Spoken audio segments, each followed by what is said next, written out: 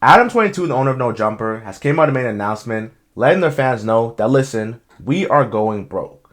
Now, NoJumper is not generating as much profit as you may think. You see NoJumper is what I like to call one of the biggest hip-hop media platforms that embraced a lot of the young and weird SoundCloud rappers before they blew up and became mainstream.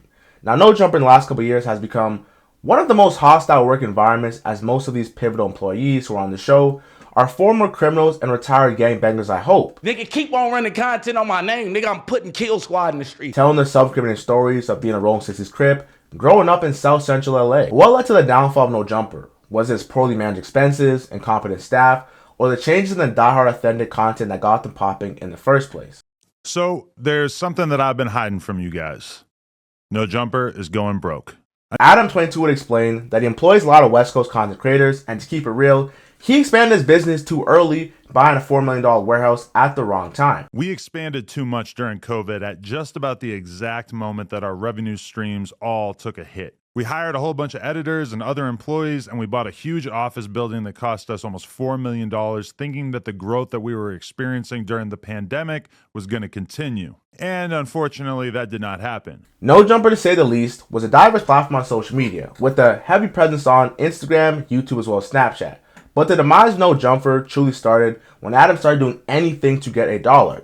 He exposed personal information about his friends and allowed them to operate in an environment that would generate more money for him, but put their life in harm's way. And pretty much started interviewing P-stars who were nude to get all the simps to click in, which they did at the time. Our YouTube numbers, which had doubled or even tripled, gradually returned to normal. Our Snapchat and Facebook numbers, which had exploded during COVID, sometimes even hitting 6 figures a month, shrank by about 80% or more. Our Patreon, which was absolutely killing it for a year or two when we were doing uncensored, aka nude interviews with up-and-coming superstars like Kazumi and Sky Bree, fell off quite a bit with the launch of Plug Talk and a decreased interest in seeing us interview stars. Adam would detail and reassure his community that the loss of T-Rel, Housewind AD, and other cast hurt the business, but he eventually recovered, hiring Flacco, Brick Baby, and Whack 100. In addition to that, you might recall that the channel took quite a hit when approximately 8 of our hosts left the platform in March of 2023. Although we've definitely largely recovered and managed to build up a very healthy roster of talent since then, that certainly took a toll on our business for a while as well. All that stuff hurt the business, but we were still solidly profitable. What really shot him in the leg was when he lost the NoJumper Instagram page with over 1 million followers, one of their primary sources of income for the platform. First, we lost the NoJumper Instagram. After almost 10 years of building it up and essentially no strikes on our account, we got taken down one day and we still have absolutely no idea why.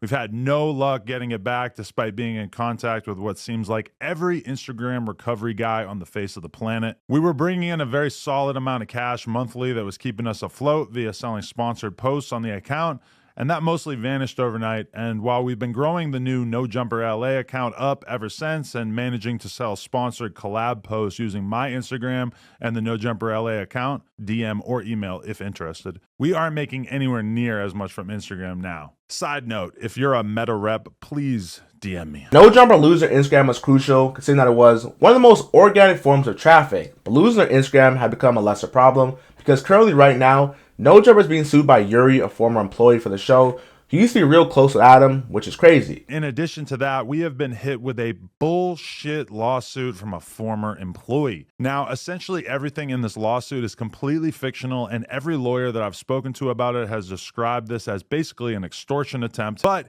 it still cost us a ton of money already, and it's expected to cost us many hundreds of thousands of dollars to see this through to completion. It's insane to me that a person that we did so much for can just invent some grievances out of thin air and cost us this much money as a result. This person has literally lost every single friend that he used to have when he worked at NoJumper.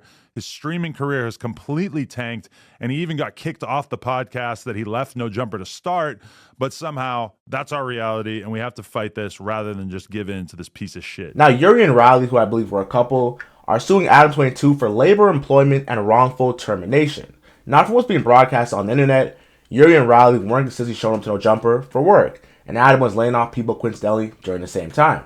So when they got laid off, they sued Adam for workplace misconduct, claiming that Adam, who held the supervisory roles at the company, engaged in discrimination, harassment, and retaliation against the plaintiffs while working at NoJumper. Now, the indictment also alleged, I don't know if indictment is the right word to use for this because it's just a lawsuit. It also alleged that the NoJumper LLC was negligent in failing to address or prevent these actions despite being aware of this misconduct. We all know LA is known for extortion, but this time, this wouldn't be your typical type of extortion that we've seen in the past. Now, Adam would describe this lawsuit, which we say is a BS lawsuit, as a shakedown, and Adam would explain that the NoJumper flagship store on Melrose, which sold the clothes and other NoJumper merchandise, had been shut down, and currently, they're in the midst of relocating to a smaller studio that is more cost efficient. NoJumper's fall from grace is something that seriously needs to be studied. As first, NoJumper was a hub for all the young, impressive artists such as Lil Pump, Lil Yachty, Juice WRLD, and XXX, who first got his big break when he pulled up to the platform and did pretty much a raw and unfiltered interview about his come up. Now, during that period of time of 2016 to 2020, NoJumper's run was unprecedented. They brought all the new talent onto the scene, and it was honestly nothing short of amazing. But all good things must come to an end. I don't watch NoJumper at all, just score clips from the Reddit. The content is hella boring now. Adam has somehow been able to get people interested in NoJumper twice. Once from the SoundCloud era and once from making a network of shows. I do sometimes wonder whether he'll be able to do it again for the third time. From how things are looking, I highly doubt it, but it does look like he's been throwing shit at the wall like making music.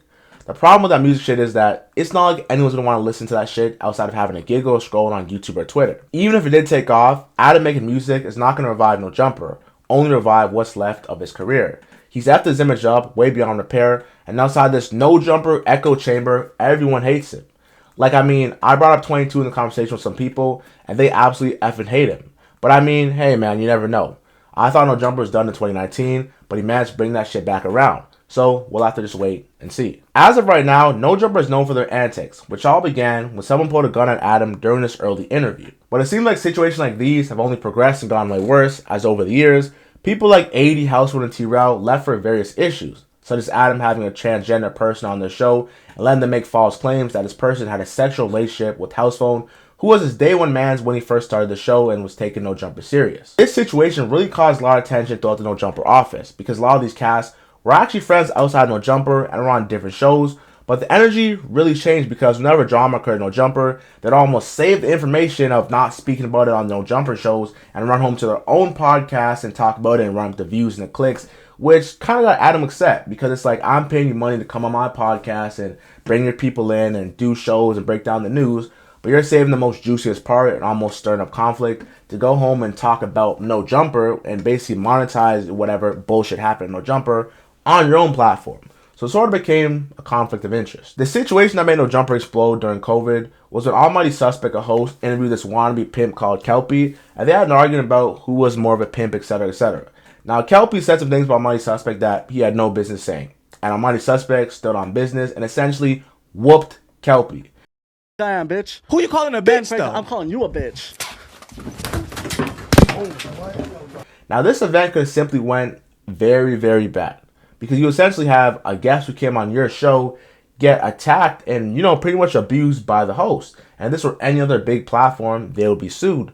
But NoJumper is kind of like a zoo going on over there, so you expect it and you don't take it too serious. Honestly, this event could have simply led to a lawsuit if Kelpie was feeling money hungry, because he went on a platform for an interview, and then although he had disagreements with the host, he was assaulted by the host, then attacked. Surprisingly, Apple called Adam for allowing his work environment to become this hostile. This guy right here got to get fired. Recently, a few guests who had appeared on the NoJumper podcast before, such as Brick Baby and Loose Cannon, were arrested by the feds for being part of a Rolling 60s Crip gang, as well as Operation Drawdown, which included West Coast gang leader Big U, who's being hunted for extortion and murder charges. Now, Adam Wood put out a statement. If the Fed's watching, I made it 41 years into this life before I had involvement, conversation with federal agents. And when they showed up, I was wearing a red Nike Tech. Not exactly the definition of fresh, but I got a crazy update. I'm going to do the Good Diligent podcaster thing, and I'm going to save it for tomorrow at 4 p.m. Now, mind you, this was 2 weeks ago, and Adam will detail how the feds pretty much came to his door and wanted the original clips, the unraw and unedited, of the entire situation that was since then deleted from his YouTube channel. Now in this video, Loose Cannon, which is an ironic name if I'm being 1,000 with you, would take the bait from Whack 100 and admit that he got a phone call 30 minutes before Nipsey Hussle was killed. So he FaceTimed me and stuff like that. He was like, Nipsey just got killed. I'm like, sick, so I didn't hear that. So I hang up with him. I called Nipsey and I'm like, Nipsey, what's up? He was like, oh, what's up with it? I was Nipsey like, answered. Nipsey answered. He answered the phone. And I was like, I love you, cuz, or whatever like that. Did you tell him the call you just got? Or you didn't even mention it? I didn't mention it. And that's what fucked me up because my cousin is Nipsey baby mama. You get what I'm saying? So it was like, I could have probably stopped it or it had it. Stop what? Fuck you mean? That fuck you talking about? No, because listen. So after I talked to Nipsey and I was like, yeah, I love you, cuz, or whatever like that. I'll see you later or whatever. So I hung up the phone. I thought, Big, you gave wrong information. 30 minutes later, the homies blowing me up like they just killed Nipsey. Now in this video, Loose Cannon, which name is so fitting for so many reasons, would be stupid enough to fall for Wack 100's bait and admit that he got a phone call 30 minutes before Nipsey Hussle was killed in 2019. Now, if you guys have eyes and at least one ear and a brain, this guy doesn't seem credible at all. He's been around Big U for years. However, they have a falling out a couple weeks before he goes on NoJumper and pretty much bashes him and admits this information. Now, Adam22 has made a killing off people and criminating himself on his platform, but nothing has ever been as big as this. Now, some people know Jumper subreddit even has some strong opinions to say. Broke? More like Brokeback Mountain. Adam thinks if he takes his ball away and goes home, the feds won't care anymore. Assets won't be tainted by all this. Adam, don't forget the rules of the streets. Snitch on them first before they snitch on you. Because, bro, you have any skellies in your basement? Brick is spilling them for a cig and a Dr. Pepper, lol. Some truth, I don't like you, Adam, but some advice, cut all ties and snitch. No one will ever know. Now, academics will question Adam22 when they had this whole United Hip Hop link up of him, Trapper, Ross, and Vlad, if he would pay for Brick Baby's lawyers, and Adam answered the question like a true politician. And you know, I was gonna ask you about bail money for Brick or a lawyer. Nah, he got. I've been talking to his mom. I read the entire indictment. A lot of what Loose Cannon corroborated, which they already had proof. You're sitting there with him, and you're doing the same thing you do a lot of times. So you're telling me that Big U did this and he called him back and he gave him the money? Now let me see what you know happening next about NoJumper. Now, is this a genuine announcement of the realities of running a business, internet panhandling, or the results of changes in their audience real interest? Now subscribe and comment down below how you really feel. Thank you. Let's get on to the next one, man.